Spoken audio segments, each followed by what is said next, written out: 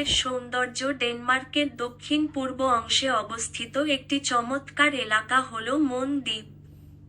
এই দ্বীপটিকে মূল ভূখণ্ড জিল্যান্ডের সঙ্গে যুক্ত করেছে একটি অনন্য ও ঐতিহাসিক সেতু, Queen Alexandrine's Bridge. Queen Alexandrine Bridge ইতিহাস ও সৌন্দর্য।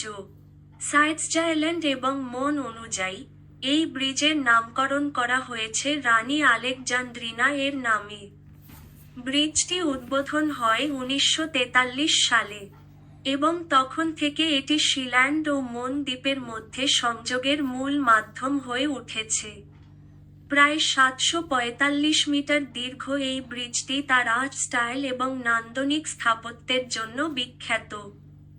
যখন আপনি গাড়ি চালিয়ে ব্রিজটি অতিক্রম করবেন, তখন দুপাশে দেখা যাবে মন নদী, সবুজ মাঠ, নৌকাঘাট এবং দূরে দূরে পাহাড় ঘেরা প্রাকৃতিক দৃশ্য। এটি শুধু একটি সেতু নয়, বরং এটি ডেনমার্কের স্থাপত্য ও প্রকৃতির এক চমৎকার সম্মিলন। মন দ্বীপের অপরূপ সৌন্দর্য। মনসক্লিন্ট। এটি হল মন দ্বীপের সবচেয়ে বিখ্যাত ও মণিমুগ্ধকর স্থান। সাদা চক পাথরের উঁচু পাহাড়, যা বাল্টিক সাগরের ধারে দাঁড়িয়ে আছে শত শত বছর ধরে। সমুদ্রের নীল জলরাশি আর সাদা পাহাড় মিলে তৈরি করে দারুণ এক দৃশ্যপট। ফ্লাওয়ার ফিল্ডস ও বন্যপ্রাণী। গ্রীষ্মকালে মন দ্বীপে দেখা যায় অসংখ্য বুনো ফুল, প্রজাপতি ও পাখি প্রেমীদের জন্য এটি এক আদর্শ স্থান। বাইকিং ও হাইকিং ট্রেইল। মন দ্বীপে রয়েছে বহু সাইকেল ও পদচারণা পথ, যা আপনাকে নিয়ে যাবে গ্রামের ভিতর দিয়ে।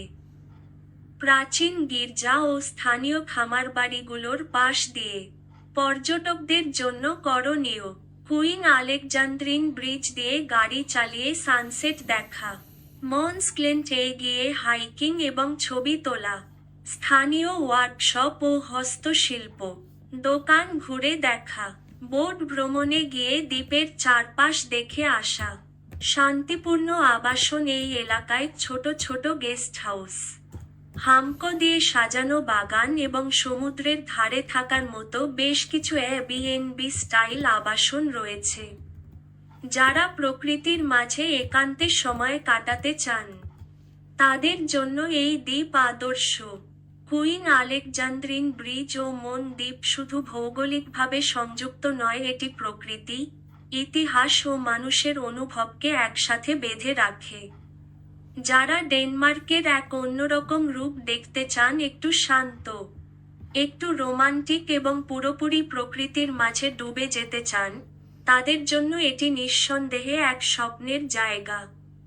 আপনি যদি ডেনমার্কে যান, তবে এই সেতু ও দ্বীপটি যেন আপনার ভ্রমণ তালিকা থেকে বাদ না পড়ে।